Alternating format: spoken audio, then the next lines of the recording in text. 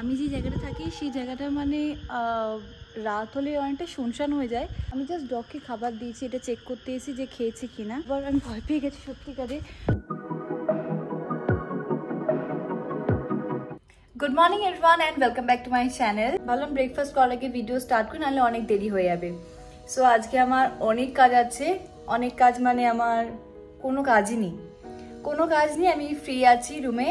আর এই জিনিসটা বলতে লাগে অনেক কাজ আছে, কারণ নিজেকে এটা ফিল করানোর জন্য যে আমি খুব ব্যস্ত। আমি একদম ব্যস্ত না, আমি একদম ফ্রি আছি।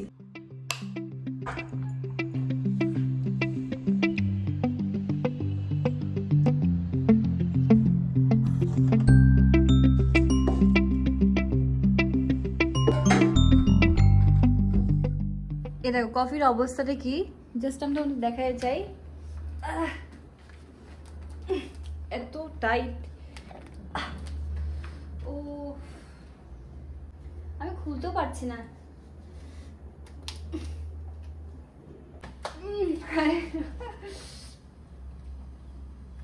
কফির অবস্থা দেখো, just look at this, hard হয়ে গেছে।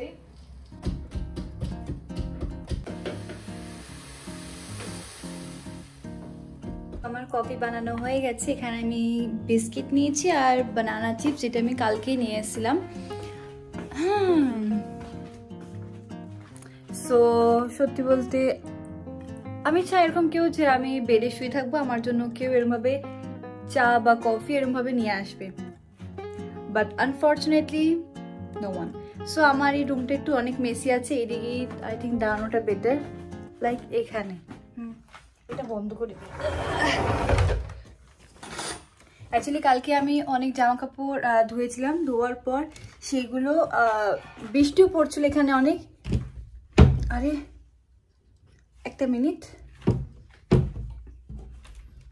টাইট হয়ে গেছে এই দরজা, এই উইন্ডোটা। বাট সেগুলো যখন শুকোয় না, তখন আমি এরকমভাবে হ্যাঙ্গার দিয়ে মেলে দিই।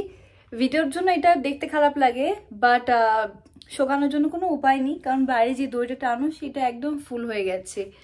আর রুমটা এখন ক্লিন করব, কারণ বেডের কন্ডিশনটা জাস্ট লাইক এরকম। আমি ঘুম থেকে উঠেই জাস্ট ব্রাশ করে ভিডিও স্টার্ট করেছি, কফি বানালাম। চিনি খুঁজতে খুঁজতেই মানে কফি একটু হলেও ঠান্ডা হয়ে গেছে। আমি কফি ঠান্ডাই পছন্দ করি, বেশি ঠান্ডা হলেও ভালো লাগে না। আগে রুমটা ক্লিন করে নিই, তাহলে বেটার হবে।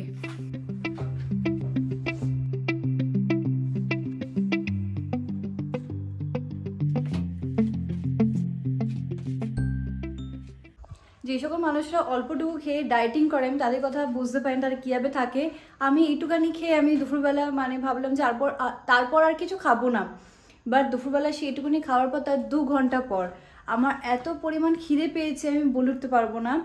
তারপরে জল খেয়ে আমি কাজ চাইলাম যে আর কিছু খাবো না। তো এখন আমি ফিশ মানে মাছ আমি এনেছিলাম, কালকে রাতেই রান্না করা হয়েছে। সেটা মানে খুব টেস্টি মানে হয়েছে, আমি বানাইনি।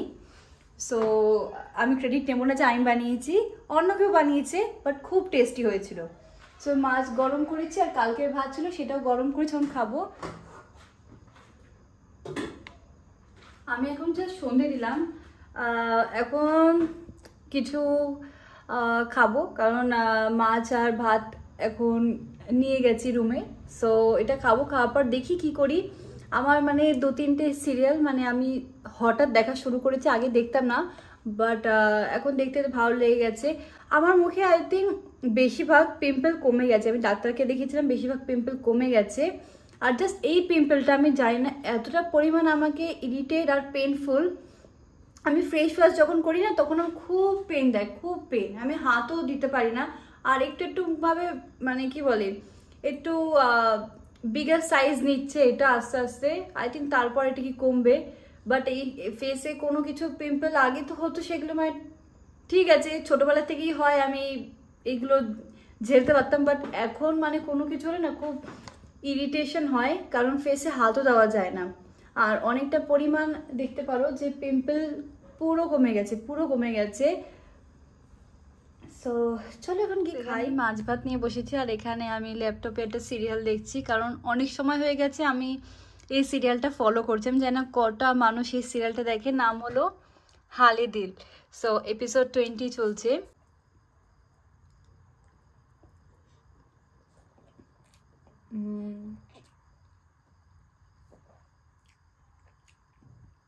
মাছ ভাত খাবার না যে আনন্দটা না, যে মজাটা না, সেটা সবজি ভাতে একদম নেই।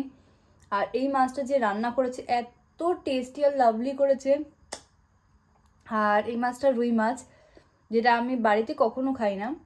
রুই আর কাতলা আমার পছন্দ না, বাট এখানে আসার পর মানে আমি অনেক সময় হয়েছে আমি ব্যাঙ্গালোরের মাছ না খাওয়ারই মতন, বাট এই মাছটা এতটা অপূর্ব হয়েছে, অত অপূর্ব আমি বলে বলতে পারবো না।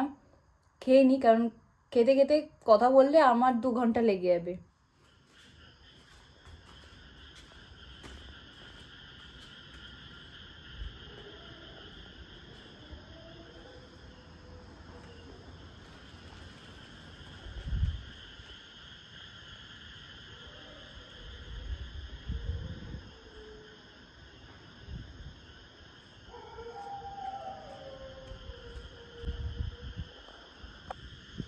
আমি যে জায়গাটা থাকি সেই জায়গাটা মানে রাত হলে অনেকটা শুনশান হয়ে যায়, বাট এই জায়গাটা অনেক ভালো এই কারণেই, কারণ সোসাইটিটা খুবই সুন্দর।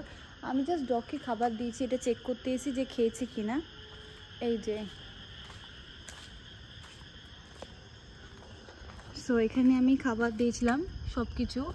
তো আমি রিসেন্টলি অনেক সময় ধরে আমি মানে খাবার দিচ্ছি, এটা না আগেও দিতাম, বাট আগে আমি কি করতাম না, খাবার আমি ভয় পেয়ে গেছি সত্যিকারে। মানে ও আসছে, আমি ওকেই দিয়ে থাকি, হাই কিউটি, ওই যে খাবার, ওই যে কিনো কিনো কিনো কিনো। ও এরমভাবে দৌড়ে এসছে, আমি সত্যি আমার মানে বুকটা ধড়াস করে উঠেছে।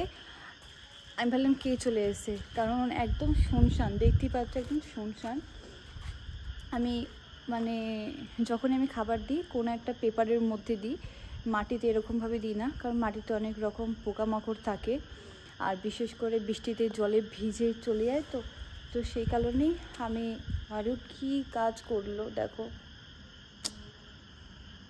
পুরো পেপারটাই টেনে একদম এমন করেছে যে সব খাবার নিচে পড়ে গেছে। বাট যাই হোক, আমি তার মধ্যে বেশিরভাগ দিই। আর তোমরা দেখে এটা বলবো, তোমরা যখন কোনো ডগকে খাবার দেবে চেষ্টা করবে যে মাটিতে এরকম না খাবার দেওয়া, সে রাইস দাও যাই দাও, মানে কোনো একটা পেপার বা পেস্টবোর্ডের মধ্যে দিলে বেটার, কারণ অ্যাটলিস্ট খাবারটা তার মধ্যেই থাকে। মাটিতে অনেক রকমের জার্মস থাকে, অনেক কিছুই থাকে, বাট আমি চেষ্টা করি যে সেরকমভাবে সেফভাবে দেওয়া, কারণ ওরাও মানে হিউম্যান না হলেও ওরাও মানে হিউম্যানের থেকে অনেক বেশি।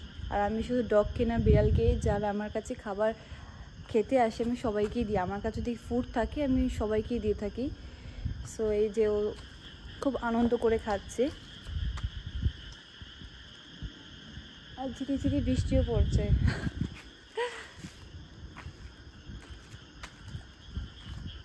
ও খুব দুষ্টু, মানে যাকে দিয়েছি, দেখো মুখটা দেখো একবার, আমি দেখো পেপারটা দিয়েছি, পেপারটা দেখো এমনভাবে টেনেছে, পিসবোর্ড থাকলে টানতো না, ঠিক আছে, পেপারটা দিয়েছি, পেপারটা আমি টেনেছে। বাট অ্যাটলিস্ট আমি খুশি যে ও এসেছে, খাচ্ছে যে।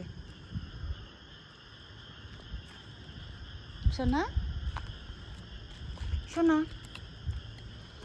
সোনা, পুচু পুচু, এই যে এই যে এই যে, তাকাও তাকাও, হ্যাঁ গিদি গিদি। খাও খাও খাও, তোমার জন্যই দিয়েছি, খাও খাও খাও। বাহ, আর এখন দেখো কি সুন্দর ঝিরি ঝিরি বৃষ্টিও পড়ছে।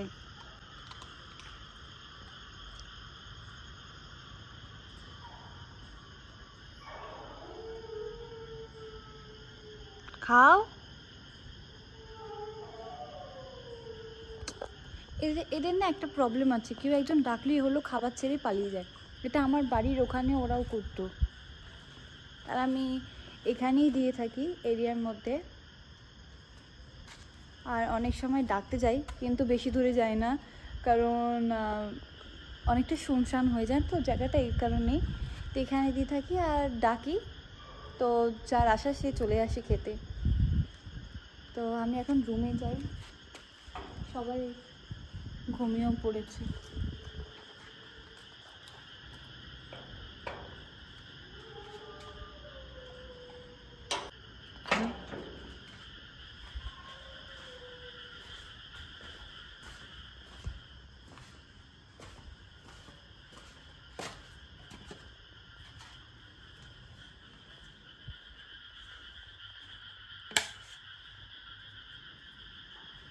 সো এখন আমি ঘুমাতে যাচ্ছি, রাত 12টা হয়ে গেছে।